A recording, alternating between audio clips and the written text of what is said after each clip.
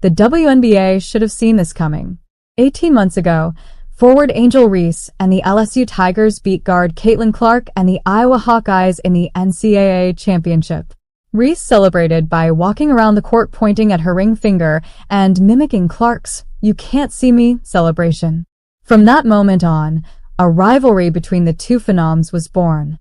And as much as Clark and Reese have had a compelling on-the-court rivalry in the WNBA, mostly about the once-heated Rookie of the Year race, the real battle is off the court, and rarely involves anything the two stars are actually doing. They've become the new socio-political and racial battlefield, spilling over into nastiness that has done a disservice to them and the WNBA.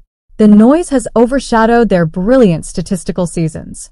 Clark entered the WNBA as one of the most popular athletes in the country, and with good reason. She was one of the greatest college basketball players we'd ever seen, and entered the league equipped with a dynamic game and a deep three-pointer that reminds fans of Golden State Warriors guard Stephen Curry. That enough would be the formula to make her one of the biggest new stars the league has seen in a long time. But when you add in the fact that she is a straight white woman, she would become much more, a central figure for segments of the country who have disdain for black queer women to rally behind. So anything that Clark did, a triple-double, a 30-point game, setting a record, wasn't just a great basketball performance. Her achievements were used to cast aspersions on the women who make up most of the WNBA's players. Many of Clark's fans also had Reese, a black female villain who everyone could pit her against. To a certain segment of fans, any accolade she accumulated, and to be clear there have been multitudes, was not just about Clark. It was about embarrassing Reese, who was also having a record-breaking season, setting a WNBA record for consecutive double-doubles and nearly setting a league record for rebounds, and women like her. The Reese-Clark rivalry stopped being about basketball. It was about everything else: blackness, queerness, an impending election, a divided country, racism, white supremacy, allyship, ratings. And not nearly enough people actually showed compassion to the women themselves. Reese would be subjected to truly violent attacks online, including artificial intelligence renderings of her body spread across social media. Even though Reese had embraced a villain role that was already pressed upon her, she hadn't asked for the racist attacks that came with it, all over what was ostensibly support of Clark. However, the attacks on Reese weren't really about Clark.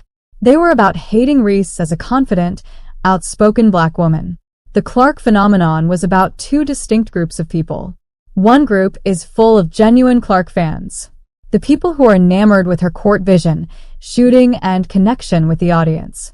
The WNBA fan who knows a transformative athlete when they see one. Little girls who look up to the league stars and who want to toss 30-foot threes like Clark when they get older. Then there's the other group. That group is full of people who see Clark as a way to express their most deep-seated, hateful thoughts about the black and queer women in the WNBA.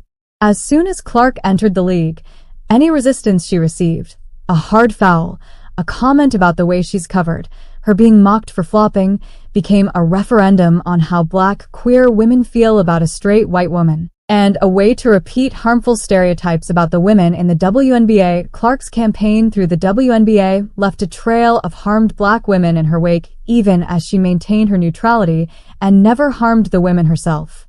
There was Reese, who continued to face harmful messages throughout the season, even as she and Clark demonstrated teamwork and camaraderie at the All-Star game.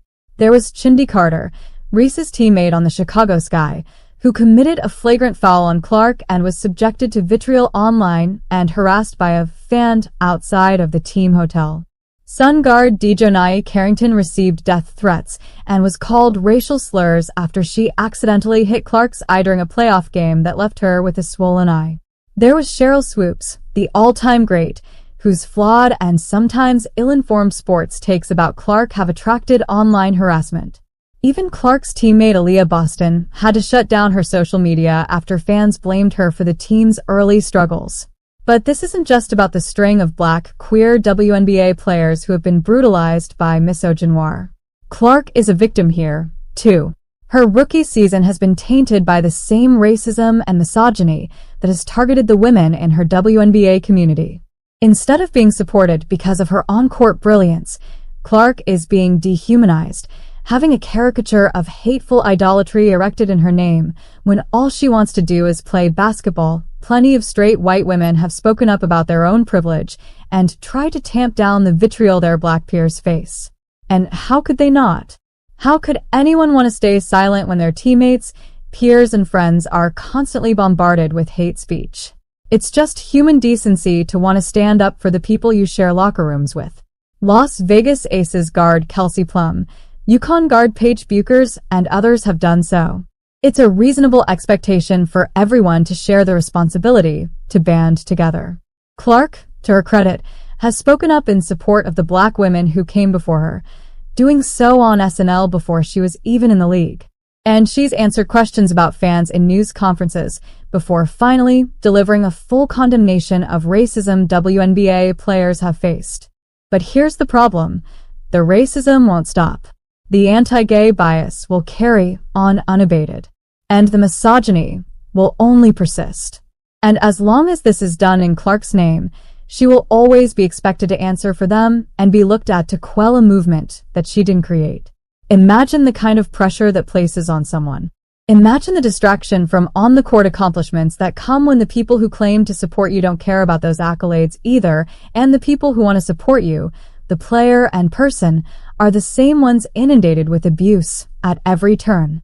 Clark isn't experiencing the type of violent radicalized hatred that comes from centuries of oppression, but she is experiencing what it's like to be at the center of a fight that's so much larger than herself.